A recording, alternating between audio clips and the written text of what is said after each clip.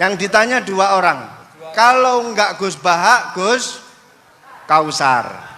Saya hitung sampai 10, enggak ada pertanyaan, kita tutup dengan doa. 1, 10. Ada yang 2 mawon nggih, pertanyaannya 2. 1, monggo. Yang perempuan, saya ingin yang perempuan, monggo. Sudah 2. Silakan.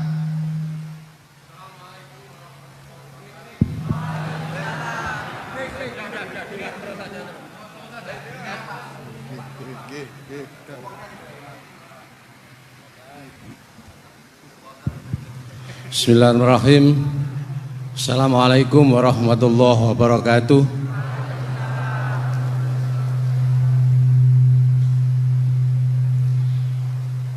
Yang saya ingin tanyakan kepada Gus Baha, saya itu sering ngaji lewat YouTube panjenengan Gus.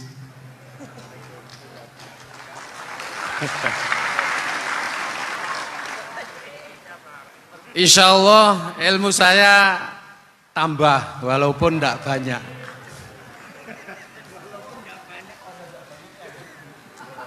Yang saya tanyakan, nopo ilmu kula niki barokah?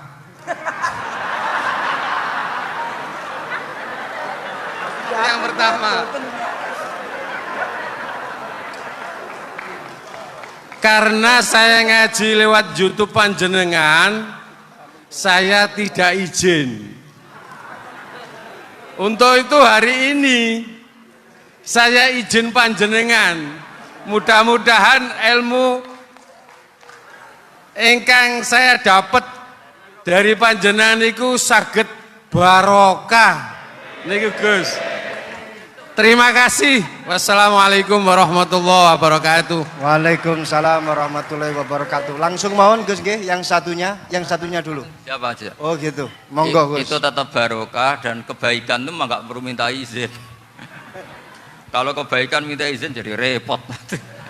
Jadi kalau dalam kitab fikih disebut iktifaan bil izni syar'i, karena syara akan selalu memberi izin sama kebaikan. Itu udah hanya masalah YouTube sampean. Tadi melihat wajah Gus Ali ibadah, pamit dulu. Nanti kalau ada orang alim lewat mau lihat juga pamit dulu. Lama-lama mau baca sholawat, ya Rasulullah pamit dulu mau baca sholawat. Jadi semua kebaikan itu cukup iktifaan bil izni syar'i. Ya jelas ini ya. Ya. Terima kasih. Jangan lupa pulsane tuku dhewe lek ndelok YouTube. Wifi-nya juga jangan nyolong, harus passwordnya izin kepada yang punya wifi. Baru nanti 100% barokah. Mbak yang belakang bisa berdiri, yang mau tanya tadi. Ya, silakan. Bismillahirrahmanirrahim. Assalamualaikum warahmatullahi wabarakatuh. Mohon izin Yai Gus, saya di sini mau tanya. Selain sebagai pelajar santri, saya juga sebagai seorang mahasiswi di salah satu universitas di Surabaya. Yang saya tanyakan sebagai pemuda milenial, kita semua tahu bagaimana keadaan demokrasi negara Indonesia saat ini. Yang saya tanyakan bentuk dari hubul waton minal iman. Hubul waton di sini, bolehkah saya sebagai seorang mahasiswi menyuarakan pendapat saya, berjuang bentuk ijtihad demi keadilan berupa demonstrasi?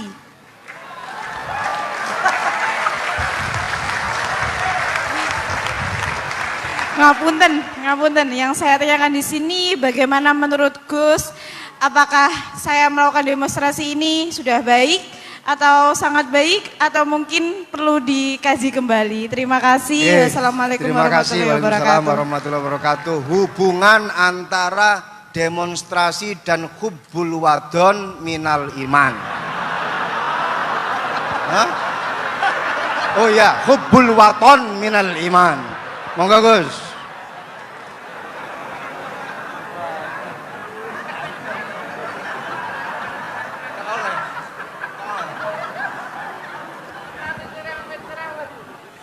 Ini benar-benar ahli.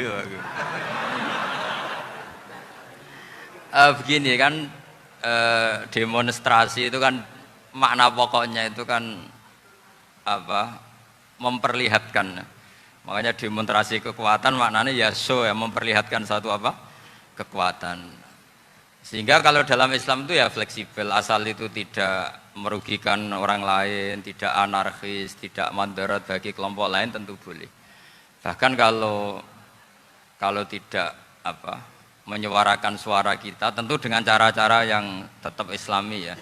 Itu malah kita disalahkan karena berarti tidak ikut bertanggung jawab terhadap proses bernegara. Tapi tentu disuarakan secara konstitusional dan secara baik. Kemarin pas demo di Jogja yang rame itu masalah rancangan KUHP itu rektor UI juga ketemu saya pamit Gus mau demo aja. Ya tapi yang baik dan sopan kata saya. Karena begini ya. Di Quran itu ada ayat walau la dafuwahin nasa ba'dahum bi ba'dil la fasadatil ard. Jadi kekuatan manapun itu harus dikontrol. Tentu kontrol itu macam-macam. Tapi tentu saya ulang lagi, jangan anarkis, jangan melakukan sesuatu yang kontraproduktif. Jadi menurut saya pernah ditanya, Gus kalau pemerintah itu didukung 90% rakyatnya bagus enggak? Ya bagus, berarti presidennya hebat, didukung mayoritas rakyat. Kalau hanya 55 ya bagus, presidennya biar tahu, biar hati-hati karena dipilih separuh lebih sedikit. Lah kok bagus semua? Ya emang harapan kita sama Allah semuanya baik semua kata saya gitu. Jadi susahnya apa sih kita melihat sesuatu itu asal agama ini kan gampang, asal tidak maksiat itu baik. Asal tidak maksiat itu baik. Ma khuyira Rasulullah bina amroini lakhtaro aisarohuma malam yakun isman. Jadi demo itu bukan, nah kalau demo yang diharamkan sebagian fatwanya ulama tentu yang maknanya yang anarkis.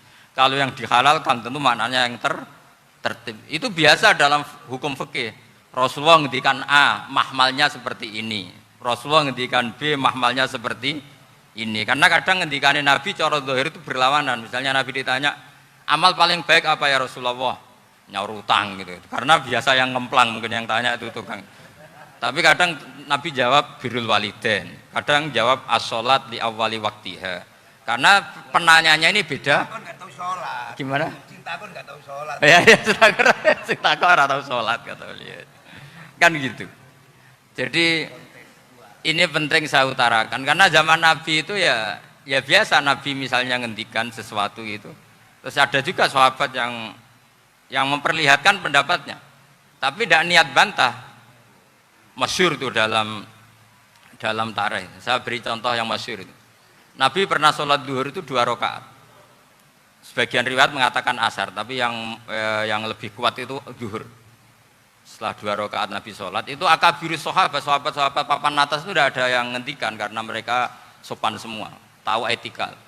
Setelah Nabi pulang sudah dekat pintu, ada sahabat yang berdiri. Ya Rasulullah, aku siroti sholatu amnasita. Ini sholat model kosor, apa engkau lupa? Tapi sahabat yang nggak tanya, ini niatnya malah lebih agak-agak buruk. Baguslah kalau sholat terbaru 2, berarti besok ya 2. Karena pakai teori nasah mansuh, berarti hukum itu pakai yang terbaru. Jadi gayanya tidak tanya, tapi lebih sama mungkin yang setuju undang-undang tadi ya tentang rumah tangga, kalau istri nggak mau dikumpuli tetap dipaksa, nanti suaminya bisa dilaporkan ke pengadilan gitu. Saya pasti mikir saya bukan masalah pengadilannya, pasti istrinya cantik. Kalau jelek kan nggak mungkin dipaksa.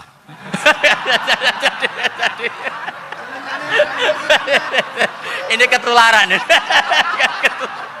Jadi saya cara berpikir tuh, jadi tak pikir lucunya saja, bukan pikir serius. Ketularan ya sudah ketularan. Karena keburukan itu mudah nular.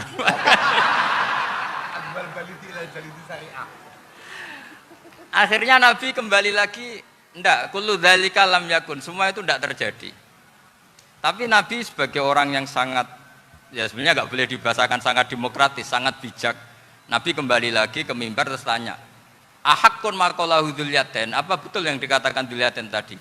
Kata sahabat semua, betul ya Rasulullah, tadi engkau sholat hanya 2 rakaat. Nabi kemudian takbir lagi, meneruskan 2 rakaat terus salam. Artinya kalau demonstrasi itu dengan makna mengutarakan pendapat dengan cara yang dijamin konstitusi, ya itu kan normal-normal saja, nggak ada masalah. Saya pernah dereno bapak, itu ada pertanyaan yang benar-benar mengusik saya. Ada orang miskin datang ke bapak, Pak Yai, jadi wong melarat itu ra enak. Sajane ya wis suwe dadi melarat ra enak. Itu pas Ramadan. Kenapa kata bapak?